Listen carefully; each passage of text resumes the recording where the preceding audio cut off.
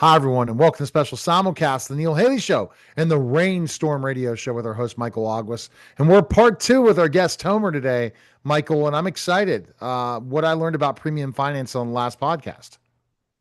Yes, yes. Tomer Dicturel is a friend, most importantly, and he is also someone I've collaborated with for many, many years.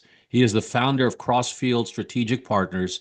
They're out in New Jersey and very, very successful in the financial services world. So I'm grateful to have you, Tomer. Thank you, and welcome back. Thank you guys for inviting me back, Neil and Michael, and happy to be here. So in this session, we're going to talk a little bit about the risks of premium finance, the structure, and also the advisors who are out there. There are opportunities for advisors, but they're missing a lot of it.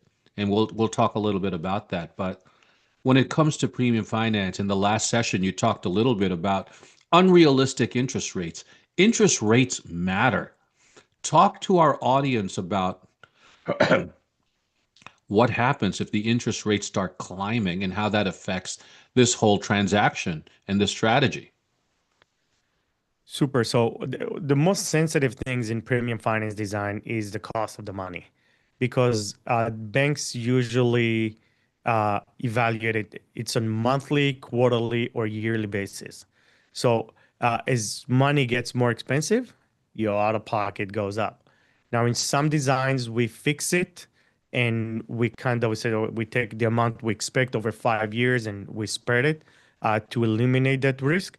But interest rate go up, your out of pocket goes up, your risk increases.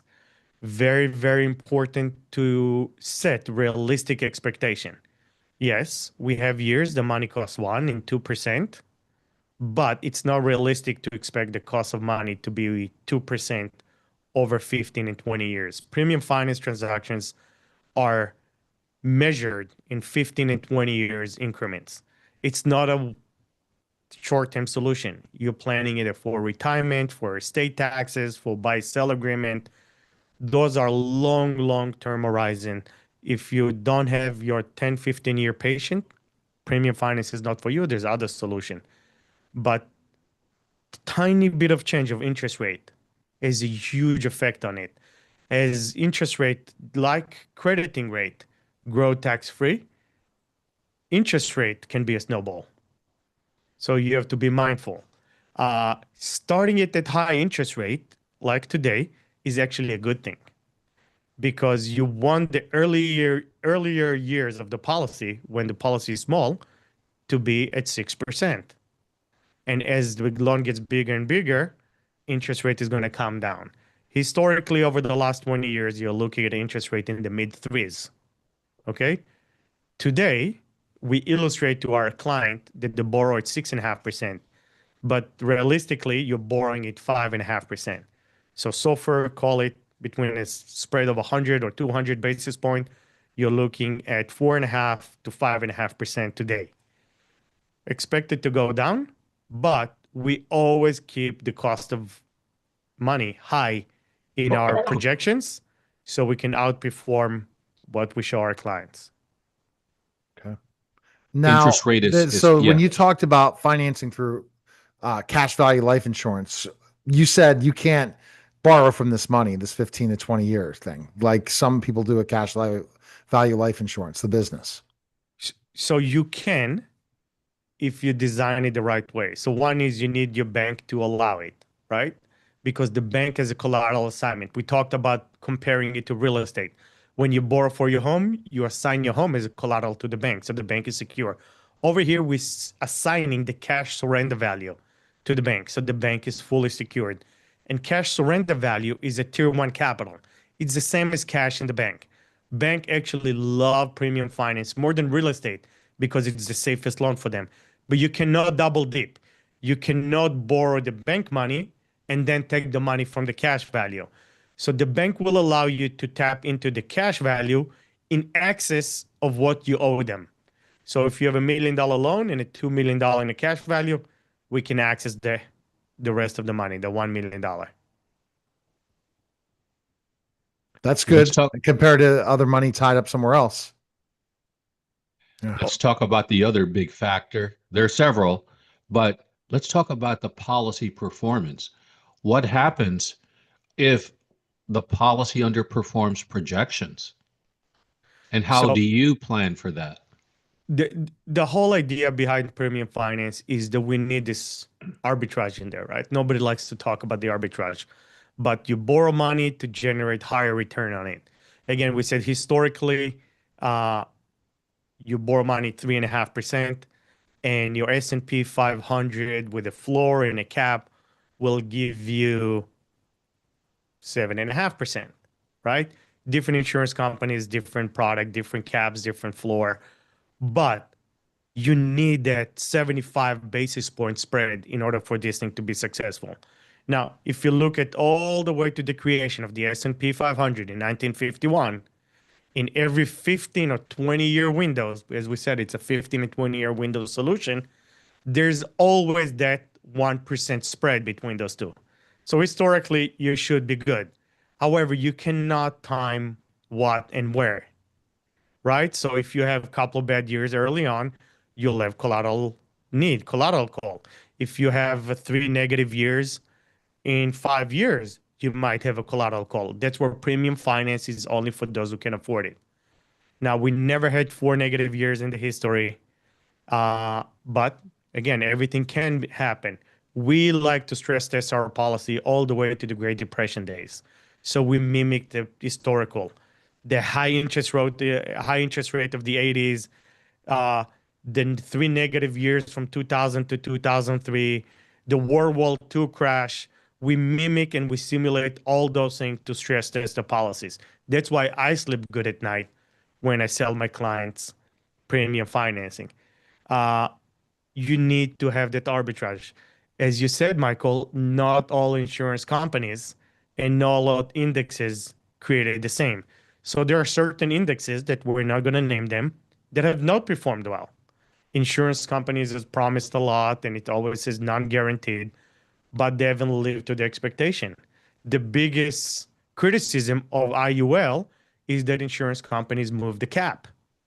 They can do it, but the cap goes down, the cap also goes up. Again, we need to look at a long window, 15, 20 years, and we need to use insurance companies that have good reputation that when the cap goes down, they increase their cap. There's a couple of insurance companies that don't do the right thing for the client.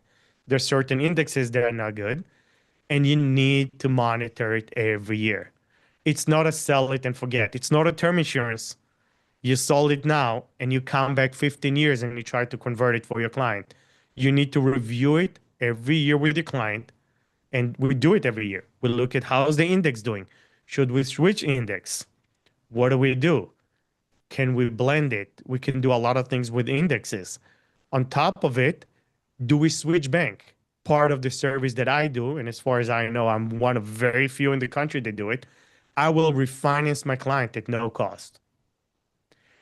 You started with $500,000 loan. By the time you get to year 5, it's a $2.5 million loan. You can go from the small regional bank to the bigger bank. Now you can work with the Wells Fargo of the world, which has a cheaper cost. Big banks don't want to do small loans. So we'll refinance, we'll help our client get the cheapest cost. And when interest rate is 2.5, 3%, we have the conversation with our clients.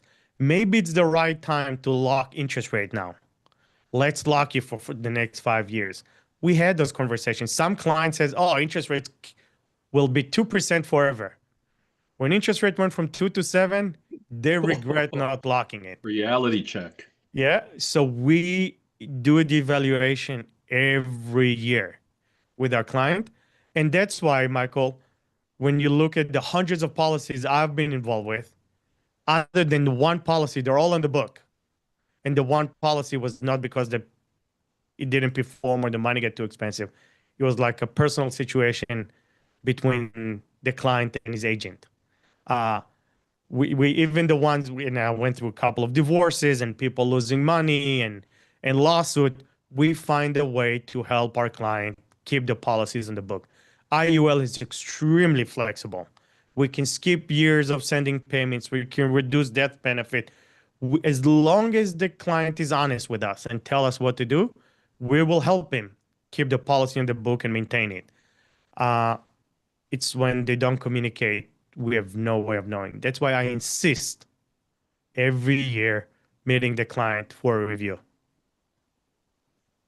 You said something a few minutes ago that scares the daylights out of potential clients and existing clients. Collateral call. It's a real consideration in this strategy. Talk to us about how they can protect themselves during those times and how the mindset should be when you're going into a transaction that's premium financed. So I tell my client is not if you're gonna get a collateral call, is when you get a collateral call. And there are clients that will say, oh, I don't want collateral call. Then we design it in such a way that extremely conservative. So many times, or in all our designs, 100% of them, we send design with the first 2 years, zero return. Let's plan for the worst, right? So we know what's going to happen the first 2 or 3 years. And then we throw a couple of zeros in there over the 15 years window.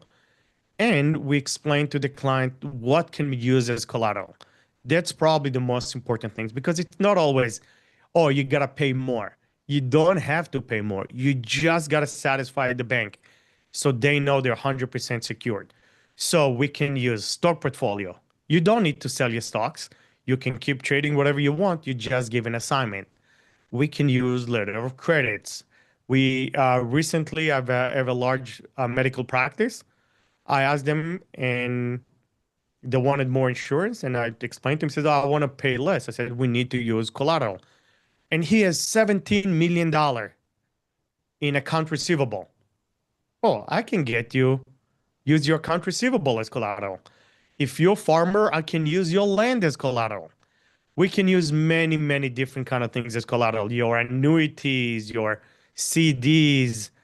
Just tell me what you want to use. And that's typically a conversation we have with our client once we see the personal financial statement. We can evaluate. And if premium finance is not for you and you can't live with that risk, skip it. Let's do an overfunded policy. It will serve you well. Premium finance is not for you. Premium finance is not there if you can't sleep good at night. And that's good that you meet with your clients regularly to talk about this, because could you imagine a collateral call and they don't want it? Right, that's when the problems happen. We prep them every year. Let's assume next year is a zero. How does that look? Can you live with it? And we ask them to show us liquidity. Don't tell me afterwards, oh, I don't have the money. The beginning of every year, we ask for the liquidity statement, right? And we record every call to protect the agents, to protect me. Don't, oh, I didn't know there's such a thing as collateral. Every call we do, we explain it. The first sales call, the second sales call, and before we send the money to the bank, we do a recorded call with the bank, with the client, that we spell it out for them. Next year, you might have a collateral call. If the bank doesn't fund it, do you have the money? Are you okay with it? The clients always say yes the first time, and then they don't remember in year 3 if there's a collateral call. That's where I pull the archive and say, hey, I told you so. It says, yeah, I know. Here's the collateral. Again, premium finance is for those who have the money. It's an amazing tool, but you need to have the money and you need to have the risk appetite for it. It's not risk-free. So let's transition a little bit to the advisors out there in this industry, especially the insurance ones. There are some who are, let's talk about two things. One, there are a lot who are missing the boat. Talk to them about the opportunities that are right in front of their eyes on this stuff. What will it do for their practice if they understand this and apply it the proper way? So important to understand that there's only certain ways that certain things we can do to make more money, right? Can you write 500 policies a year? Yes. Is it realistic? Probably not. So what you want to do is you want to sell bigger policies. If you look at our industry, a typical policy is a $2,000 commission. Premium finance, it's 200,000 commission. We've done cases last year with almost $6 million commission for an agent. So you don't need to be a premium finance expert. You need to know how to look at your client base. And when the right client come, you need this light bulb to jump and says, oh, that's a potential premium finance. And if you sell one premium finance, you do make an extra 200 a year. If you sell two or three of those, now you're chairman producer, everything is different for you. So look at your existing clients, and when you identify someone that can do it, go to an expert. Don't try to do it yourself. Please, that's what you get in trouble. Premium finance is complex. You need someone that have done it 100 times. Right. You need someone that can help your clients refinance this thing. I am a lender by trade. Before I did premium finance, I did real estate loans. And after I did real estate loans, I was an asset-based lender. I lend money against inventory, account receivable, and diamonds and art, and name it. I can find collateral to help your clients and bail them out. You don't want to do it the first time with your client. And then when something goes wrong 3 years down the road, you're stuck because there's no one to help you back then. I get people call me all the time, says, oh, can you bail me out? We designed it the wrong way 3 years ago. I says, yeah, I'll help you, but I want $50,000 fee up front because it takes a lot of time. And if I don't participate in the sale, you got the insurance commission. Now Right. I'm eating their entire commission that they already spent 3 years ago because they can't tell the client spend another $50,000 for Tomer to bail you out because I did it wrong. So you have to do it right the first time because fixing it afterwards is a mess. And if you don't have the experience and the knowledge and the relationship with the banks, it becomes really hard to fix. And those are the horror stories that you see out there on Google.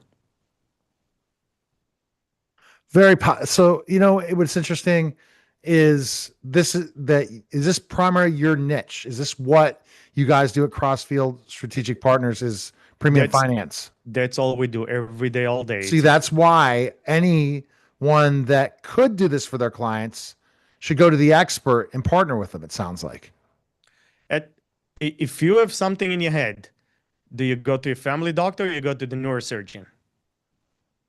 We're just neurosurgeons. We do just one little thing, but we specialize in it. When I work with thousands of agents all over the country. We work with many agencies. We work with IMOs, and the client is yours. As a financial advisor, I will never, ever talk to your client without you. But we're going to guide you through it. And you just need this light bulb to say premium finance clients, call Crossfield. We'll run the model for you. We'll jump on the call to explain to you. We will do the sell for your client. You need to do what you're good at, which is the life insurance application, chase the medical documents, help your clients with the carriers. We'll do everything else behind. We go on the application with you. We do 100% of the banking. And I'm an approved intermediary with 11 carriers. As far as I know, I'm the only one in the US that work with everyone. Yes, there's some carriers that I like more than others because their product is better for premium finance. They have the right team, the advanced team in the carriers to support us. But almost every carriers that do premium finance, I'm approved with them and we can do it for you. It's your client. You tell me what you want to do. I'm not going to come to your client and say, hey, go to this carrier because I'm a top 5 there. I will do what you want to do and what's right for you. But I will strongly recommend every agent to do the right thing for the client. Don't chase the commission. Do the right thing for the client every time, all time, and you'll get lots of referrals. Interesting. Wow. Michael. Last question. I'm that ideal client. I'm worth, let's just say, 7 million, excellent cash flow, 45 years old. What is your advice to me? What should I do, knowing and just having heard you make this presentation? So what we'll do is we'll jump on a call and we'll see what keeps you up at night, where you are, what is the most important things for you. Do you have a 2-year-old that you need to protect and you need to replace your income if something happened to you and you need that $10 million policy, but you don't want to pay out of pocket? That's one kind of a client. The other one wants for retirement and you need $500,000 in retirement. But if you start saving at 45 and you need $500,000 in retirement after taxes, you need to put a big chunk of your money on the side every year, unless you put it on steroid and you use the bank money. And then you'll put $50,000 a year out of pocket, and I'm going to bring the rest of the money from the bank, and we're going to help you meet your goals. Or you're 45, as you said, $7 million net worth, and your net worth will double every 10 years, and you have 40 more years of living, so 7 will become 14, will become 28, right? Will become 56, and now you have a major estate tax problem. How do we pay the estate taxes? Do you want to give your money to your kids, or you want to send it to Uncle Sam? Well, premium finance is a solution that can take care of all of it at one shot. It can generate that income for you in retirement. If something happened to you in your early years, you protect your kids and your family. And when you go at age 88, there's going to be a nice chunk of money to pay for your estate taxes. Okay. That is an Awesome. awesome tool. Go, Michael. This is valuable information, right? So, this is why we slash taxes, right? This is why we create capital for our clients so they could take that capital and then listen to Tomer and say, wait a minute, the money that I was paying the IRS, I could now consider for premium finance because now I found a strategy that keeps that in my pocket every year. I got to put this to work. And now Tomer's showing you a better way when properly structured and presented, and you understand, he's showing you a better way to build your wealth. So thank you for joining us, Tomer. Really appreciate your insight and your experience. And hopefully we'll bring you back one day in the future with another of your strategies, but glad to have you. My pleasure. Thank you for inviting me. Anyway, anytime I can educate people on premium finance, whether you're a client, a CPA, an attorney, or a life insurance agent, I'm happy to do it. It's my passion, and I keep training every week as much as I can. That's great. Powerful. All right. So very easily, you can contact Tomer through by going to rainstormmediagroup.com and fill out the contact form or DM Michael or myself, and we'll get you in touch with Tomer. Really appreciate it, guys. Thank you, guys. That was a special simulcast of the Neil Haley Show in the Reignstorm